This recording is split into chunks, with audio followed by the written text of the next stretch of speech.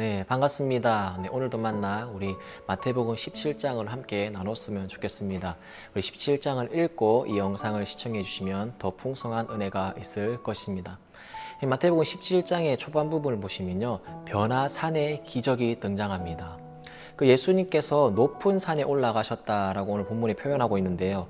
높은 산에 올라가셨을 때 엄청난 사건이 등장합니다. 바로 예수님의 그 얼굴이 해같이 빛납니다. 그리고 옷은 빛과 같이 휘어지는 엄청난 그 변화하는 그 모습을 볼 수 있습니다. 이 모습은 마치 예수님께서 앞으로 부활하시고 난 이후의 그 모습, 그 영광스러운 모습을 나타내는 그런 사건이기도 합니다. 그런 사건이 예수님이 나타나는 것이 아니라 그때 두 명의 구약의 인물이 등장합니다. 바로 첫 번째 모세이고요. 그리고 두 번째로는 바로 엘리야입니다. 이 모세와 엘리야가 그 예수님 이 세 분이 정말 얼굴은 해와같이 빛나고 옷은 빛과 같이 휘어지는 그런 변화하는 그런 엄청난 사건이 등장하는 것입니다. 근데 왜 갑자기 모세와 엘리야가 등장했을까요?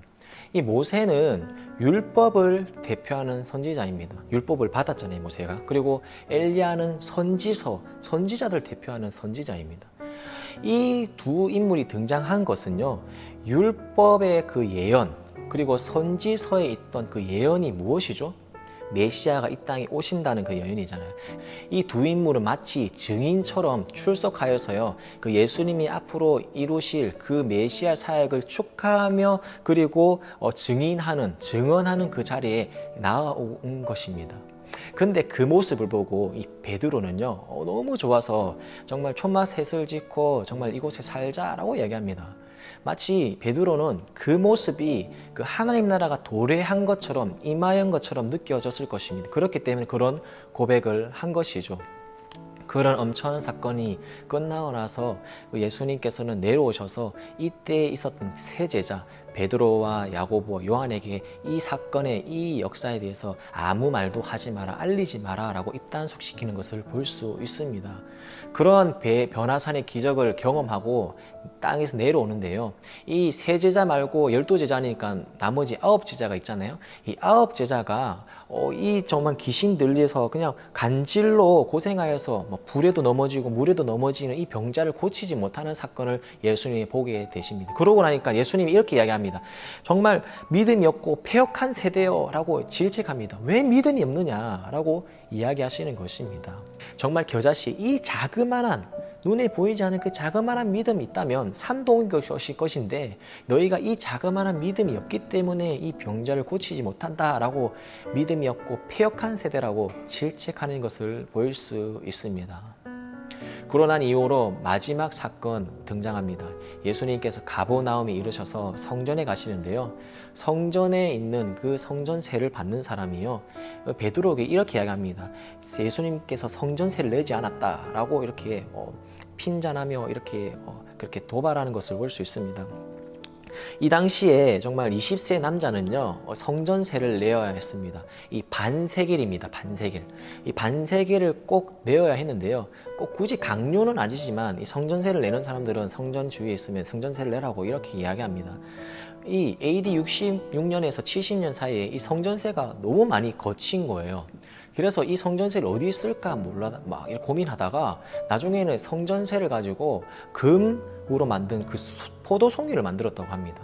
이것은 요세푸스의 유대 전쟁사에 나오는 이야기인데요, 그만큼 이 당시에 성전세를 많이 거두었던 것으로 보입니다. 근데 이 성전세를 거두는 이 이야기를 통해서 예수님께서 이렇게 베드로에게 묻습니다. 시몬아, 내 생각은 어떠하냐? 세상 임금이 누구에게 관세와 국세를 받느냐? 자기 아들에게냐 아니면 타인에게냐? 이 성전세를 받을 때, 세금을 받을 때 자기 아들에게 받냐 아니면 다른 사람이 받냐라고 이야기하는 것입니다. 이에 대해서 베드로는요, 자기 아들은 받지 않습니다 라고 말하는데요, 이 말 하시는 이유는 그 예수님께서 성전의 주인 성부 하나님의 아들이잖아요.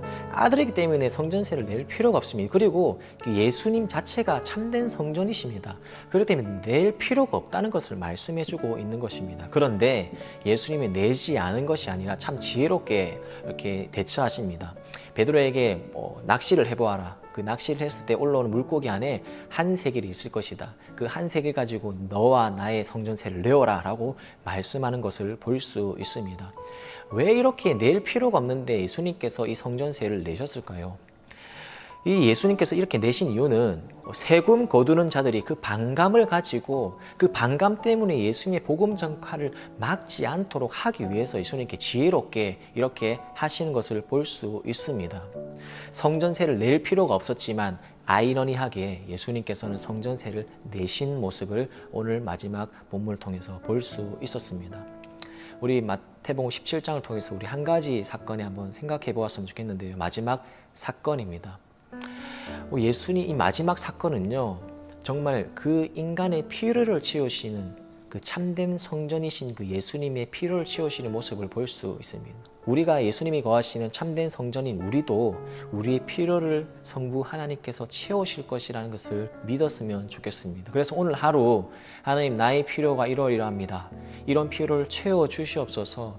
그런 구하며 간절히 하나님께 의지하는 그런 하루가 되었으면 좋겠습니다. 이렇게 오늘 마태복음 17장을 함께 나누는데요. 우리 내일은 마태복음 18장을 통해서 함께 만나봤으면 좋겠습니다.